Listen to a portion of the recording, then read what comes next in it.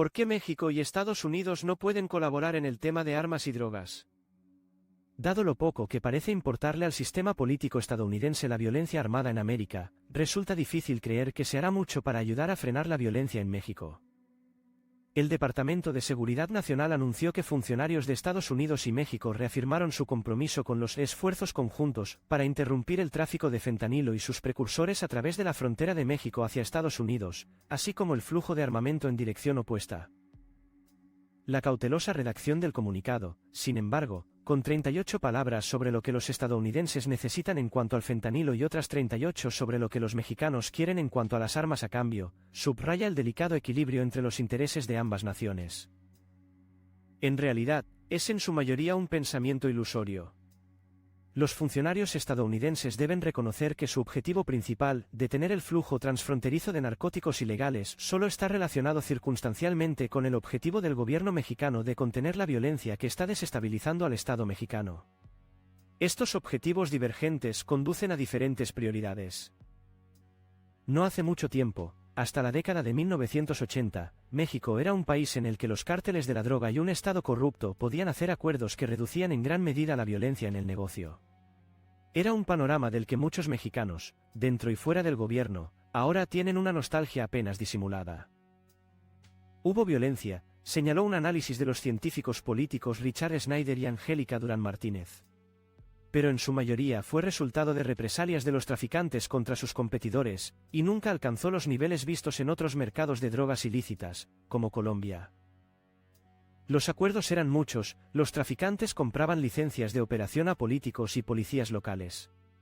Por una parte de las ganancias, la Policía Federal y Estatal protegía los convoys de droga de los cárteles favorecidos mientras reprimían a los rivales que se inmiscuían en su territorio, y una práctica que podían vender a Washington como una lucha agresiva contra el narcotráfico.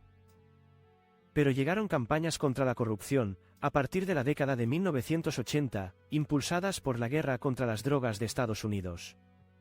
Purgas y reubicaciones periódicas de fiscales en todos los niveles alentaron a los agentes a simplemente extorsionar a los traficantes en lugar de establecer relaciones a largo plazo. Los grupos delictivos encontraron más difícil hacer acuerdos duraderos. Luego la democracia puso fin al arreglo. A partir de la victoria del opositor Partido Acción Nacional, PAN, en la carrera por la gubernatura de Baja California en 1989, mientras el Partido Revolucionario Institucional, PRI, perdía el control hegemónico del poder que había mantenido desde el final de la Revolución Mexicana, la capacidad del gobierno para ofrecer garantías creíbles de aplicación selectiva de la ley y protección comenzó a colapsar. La incertidumbre animó a los cárteles a desarrollar medios alternativos de protección. La violencia, escribieron Snyder y Durán Martínez, así reemplazó a la protección patrocinada por el Estado como la principal estrategia de supervivencia de los traficantes de drogas. Lo que siguió, una ofensiva militar dirigida a decapitar a las grandes organizaciones del narcotráfico, llevó a México por un sangriento camino que alcanzó su apogeo violento durante la presidencia de Felipe Calderón del PAN, de 2006 a 2012. La nueva estrategia no ha logrado mitigar el tráfico de drogas ilícitas. Pero continúa, derramando sangre hasta el día de hoy. El viejo México probablemente nunca regrese. El poder político está demasiado disperso como para que los gobiernos puedan ofrecer acuerdos creíbles. Es difícil vender protección cuando fuerzas políticas rivales controlan gobiernos federales, estatales y municipales, así como departamentos de policía. La mayoría de los cárteles centralizados se han desintegrado, en parte debido al encarcelamiento y extradición de capos a Estados Unidos, lo que dificulta que los grupos criminales cumplan con los acuerdos con el Estado. Y, por supuesto, cualquier coqueteo de México con este viejo orden de negocios es poco probable que tranquilice a los formuladores de políticas y políticos en Washington, algunos de los cuales ya están amenazando con una invasión.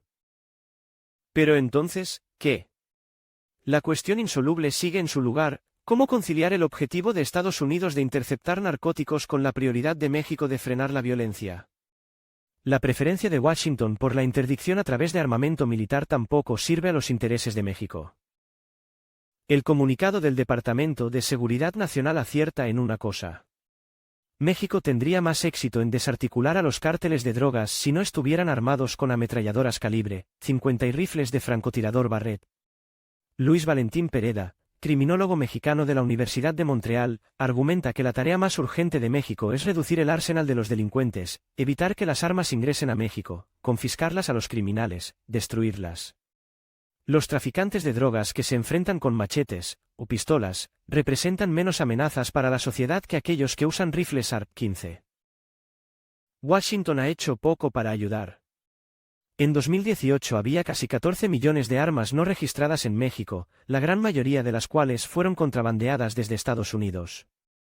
La semana pasada, México solicitó a un tribunal de apelaciones de Boston que reviviera una demanda de $10.000 millones para responsabilizar a los fabricantes de armas estadounidenses de permitir el contrabando de armas para los cárteles. Varios fiscales de distrito y fiscales estatales de Estados Unidos presentaron escritos de amicus curiae en apoyo al caso de México. Estados Unidos no lo ha hecho. Washington señala que hay poco que pueda hacer con respecto a la interpretación de la segunda enmienda sostenida por la mayoría conservadora de la Corte Suprema, que aparentemente cree que hay muy pocas prohibiciones constitucionales en lo que los estadounidenses pueden hacer con las armas que elijan. Los republicanos han acusado a México de faltar al respeto a la Constitución de Estados Unidos. Si el sistema político estadounidense puede encogerse de hombros ante masacre tras masacre en una escuela secundaria, una escuela primaria, una universidad, un centro comercial, una iglesia, un festival de música, un club nocturno, un McDonald's, un Walmart, una oficina de correos, y así sucesivamente, las posibilidades de que se active para frenar las masacres de policías, traficantes y civiles en México deben ser casi nulas. Esto no lleva a ninguna parte. Dada la indiferencia de Estados Unidos, el gobierno mexicano no está loco por darse la vuelta y observar que el fentanilo no está matando a decenas de miles de mexicanos. Gastar sangre y tesoro para proteger a los gringos de sus tendencias suicidas se encuentra muy en la parte inferior de la lista de prioridades. Así ambos países quedan en un punto muerto en el que lo mejor que pueden hacer es escribir la misma cantidad de palabras en un comunicado de prensa.